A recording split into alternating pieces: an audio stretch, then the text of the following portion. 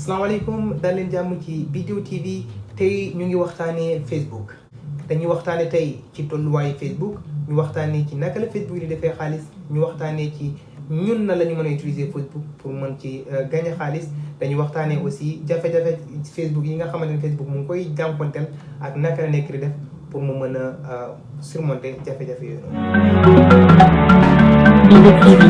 weer bu yàlla sàkk. lu toll ci 2 milliards de personnes dañuy fréquenter plateforme bii di Facebook mais bu ñu combiner ñeenti plateforme Facebook yi lay def 2 milliards c'est-à-dire bu ñu boolee Facebook en tant que tel ñu boolee WhatsApp ñu boolee Instagram ak plateforme bii di Messenger. loolu bu ñu ko xaymaa mu ngi toll ci 1/4 de la population mondiale c'est-à-dire bu ñu ko xaymaa bu ñu ko expliquer de façon détaillée mooy que ñeenti nit yoo jël ci biir àdduna bi kenn ki dina fréquenter un des plateformes de Facebook balaa di jeex. donc loolu di nit ñu tàkku. loolu aussi permettre Facebook muy def ay milliards de revenus par année mais nit ñi comprendre ñu exactement en tout cas ñu bëri comprendre ñu exactement naka la Facebook di defee xaalis taxoon na ba ay conspiration yu bëri ñëw comme quoi Facebook day jaay ay données yu nit ñi et cetera et cetera donc scandale 2016 yi nga xamante ne moom moo amoon fii ci États-Unis mooy. scandale yi nga xam ne moom mooy permettre président bi di Donald Trump mu am la possibilité mu nekk président des États-Unis déggoon ngeen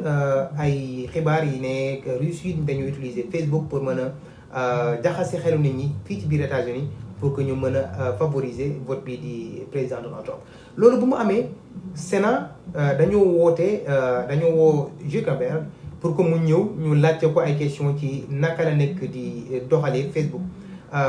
ci hearing boobu noonu maanaam ci appel boobu noonu Facebook directeur maanaam CEO Facebook moom ci boppam jotoon na répondre ci question boobu noonu ñu bàyyi leen ngeen déglu ko après ñu daal di ñëw détaillé. Well, so how do you sustain a business model in which users don't pay for your service? Senator, we run ads. I see. That's great.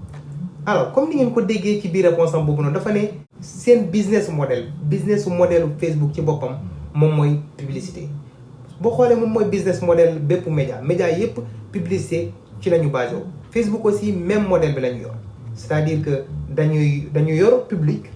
bi nga xamante ne day fréquenter seen plateforme seen ñeenti plateforme yi léegi li ñuy def moom mooy dañuy lancer ay publicité directement si nit ñooñu noonu pour que nit ñi mën a jënd produit yi nga xamante ne seeni client dañuy ñëw proposer leen ko pour ñu daal di koy publier. mais boo leen seetloo Facebook dafa nekk une plateforme boo xamante ne c'est totalement particulière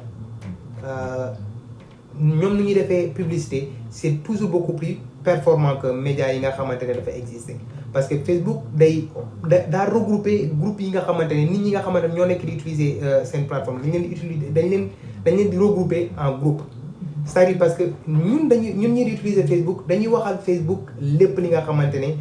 bëgg nañ ko lépp li nga xamante ne bëgguñu ko lépp li nga xamante ne on est intéressé lépp li nga xamante ne franchement buñ ko gisoon tey même bu ñu yoroon xaalis suñ ko jënd.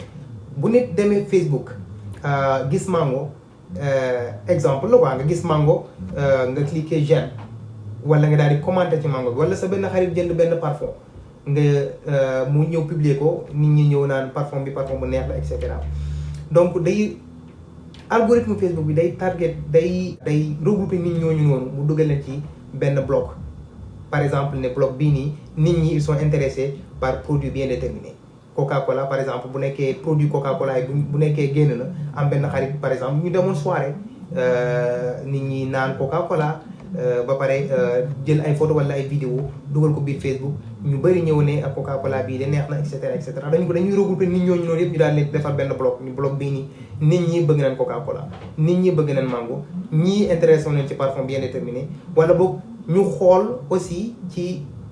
appareil yi nga xamante ne moom lañ nekk di utiliser pour connecter au système plateforme yi bu nekkee par exemple nit mu ngi utiliser Apple wala nit mu ngi utiliser Samsung wala nit mu ngi utiliser beneen marque de téléphone pour ñu daal di connecté wu dañuy regrouper nit ñooñu noonu yëpp ci benn bloc comme ça bu nekkee bu Apple ñëwee wala Samsung ñëw bëgg a publier téléphone am wala bëgg a publier ay watch Apple Watch wala Samsung Watch wala ñu bëgg a publier